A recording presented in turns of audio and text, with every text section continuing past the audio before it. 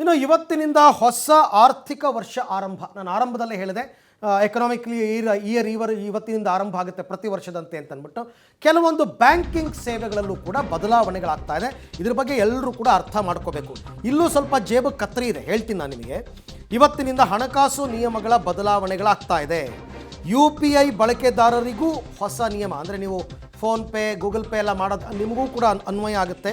Pension scheme, TDS, tax ಸ್ಲ್ಯಾಬ್ನಲ್ಲೂ ಕೂಡ ಬದಲಾವಣೆಗಳೆಲ್ಲ ಆಗುತ್ತೆ. So ಹಾಗಾಗಿ ಇದನ್ನು ಕೂಡ ಅರ್ಥ ಮಾಡ್ಕೋಬೇಕು. ಕೇಂದ್ರ ಸರ್ಕಾರ ಫೆಬ್ರವರಿ 1ನೇ ತಾರೀಕಲ್ಲೇ ಬಜೆಟ್ ಮಂಡನೆ ಮಾಡಿದ್ರು. ಅದರ ಇಂಪ್ಲಿಮೆಂಟೇಷನ್ ಶುರುವಾಗೋದು ಇವತ್ತಿಂದ. ಎಲ್ಲವೂ ಕೂಡ ಇಡೀ ಬಜೆಟ್ನಲ್ಲಿ ಅವ್ರು ಏನೇನು ಘೋಷಣೆ ಮಾಡಿದ್ದಾರೆ ಎಲ್ಲವೂ ಕೂಡ. ಈಗ ಮೊದಲನೇದಾಗಿ ಒಂದೊಂದಾಗಿ ನೋಡ್ತಾ ಹೋಗೋಣ. ನಂಬರ್ 1, ಆದಾಯ ತೆರಿಗೆ ವಿನಾಯಿತಿ ಇವತ್ತಿನಿಂದ ಹೆಚ್ಚಳವಾಗುತ್ತೆ. ಅಂದರೆ ಪ್ರಸ್ತುತ ತೆರಿಗೆ ಮಿತಿಯಲ್ಲಿ ವ್ಯವಸ್ಥೆಯಲ್ಲಿ 12 ಲಕ್ಷ ರೂಪಾಯಿ ತನಕ ನಿಮ್ಮ ವಾರ್ಷಿಕ ಆದಾಯ 12 ಲಕ್ಷ ತನಕ ನೀವು ದುಡ್ಡು ಕಟ್ಟಂಗಿಲ್ಲ ಟ್ಯಾಕ್ಸನ್ನು. ಮತ್ತು ಮೊದಲೇ ಸ್ಟ್ಯಾಂಡರ್ಡ್ ಡಿಡಕ್ಷನ್ 75,000 ಇದೆ, ಅಲ್ಲಿಗೆ 12,75,000 ರೂಪಾಯಿ ತನಕ ನಿಮ್ಮ ವಾರ್ಷಿಕ ಆದಾಯ ಇದ್ದರೆ ಆದಾಯ ತೆರಿಗೆಯನ್ನು ಕಟ್ಟುವಂತಿಲ್ಲ. ಓಕೆ, ಇದು ಆದಾಯ ತೆರಿಗೆ ವಿನಾಯಿತಿ ಹೆಚ್ಚಳ ಆದರೆ ನೆಕ್ಸ್ಟ್ ನಾವು ಹೋಗೋಣ. TDS ಮತ್ತು TCS ನಿಯಮಗಳಲ್ಲಿ ಯಾವ ರೀತಿ ಬದಲಾವಣೆಗಳನ್ನು ಮಾಡಿಕೊಳ್ಳಲಾಗಿದೆ ಅಂತ. ಸೊ ಅದನ್ನು ಕೂಡ ನಾನು ಹೇಳ್ತಾ ಹೋಗ್ತೀನಿ ನಿಮಗೆ. TDS ಅಂದರೆ ಏನು, TCS ಅಂದರೆ ಏನು, ಜನರಿಗೆ ಹೆಂಗೆ ಲಾಭ ಆಗುತ್ತೆ ಅಥವಾ ಲಾಭ ಅಲ್ಲದಿರುವಂತಹ ವಿಚಾರ ಏನಾದರೂ ಇದೆಯಾ ಅದನ್ನು ಹೇಳ್ತೀವಿ. ಈಗ ನೀವು ನೋಡ್ತಾ ಇರುವಂತಹ ವಿಚಾರ ಇದೆಯಲ್ಲ, ಇದು ಇನ್ಕಮ್ ಟ್ಯಾಕ್ಸ್ಗೆ ರಿಲೇಟೆಡು. ಈಗ ಬಂತು ನೋಡಿ, TDS ಮತ್ತು TCS ನಿಯಮಗಳಲ್ಲಿ ಬದಲಾವಣೆ. TDS ಅಂದರೆ tax detected at source of income. ಭಾರತದಲ್ಲಿ ಲಾಭಾಂಶ ಆದಾಯದ ಮೇಲಿನ TDS ಮಿತಿ 5ರಿಂದ 10,000ಕ್ಕೆ ಏರಿಕೆ. ಅಂದರೆ ಈಗ ನೀವು ಯಾವುದೋ ಒಂದು ಪ್ರೈಸನ್ನು ಗೆದ್ದಿರ್ತೀರ, ಹಣಕಾಸು ಇರುವಂತಹ ಪ್ರೈಸನ್ನು. ಮುಂಚೆ ಎಲ್ಲ 5,000 ತನಕ ನಿಮ್ಮ ಹತ್ರ ಏನೋ 5,000 ಕ್ಯಾಶ್ ಪ್ರೈಸ್ ಏನಾದರೂ ಗೆದ್ದರೆ ನಿಮ್ಮ ಹತ್ರ ಏನು ಕಟ್ ಮಾಡ್ತಿರಲಿಲ್ಲ.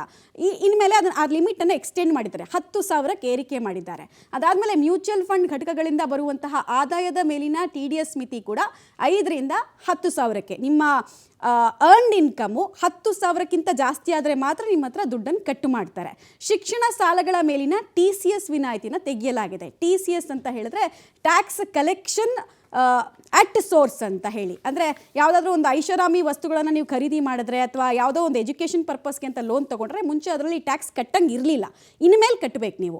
7 ಲಕ್ಷಕ್ಕಿಂತ ಹೆಚ್ಚಿನ ಶೈಕ್ಷಣಿಕ ವಹಿವಾಟಿಗೆ 5% ಅಷ್ಟು ಟ್ಯಾಕ್ಸನ್ನು ಕಲೆಕ್ಟ್ ಮಾಡಲಾಗುತ್ತೆ. ಅದನ್ನು ಬಿಸ್ನೆಸ್ ಅಂತ ಕನ್ಸಿಡರ್ ಮಾಡ್ತಾರೆ. ಆಮೇಲೆ ಉದಾರೀಕೃತ ಹಣ ರವಾನೆ ಯೋಜನೆ ಅಡಿಯಲ್ಲಿ ವಿದೇಶಿ ಪಾವತಿಗಳ ಮಿತಿ ಕೂಡ 7ರಿಂದ 10 ಲಕ್ಷಕ್ಕೆ ಏರಿಕೆ ಮಾಡಲಾಗಿದೆ. ಹಲವು ವಿಭಾಗದಲ್ಲಿ TDS ಅನ್ನು ಹೆಚ್ಚಿಸಲಾಗಿದೆ.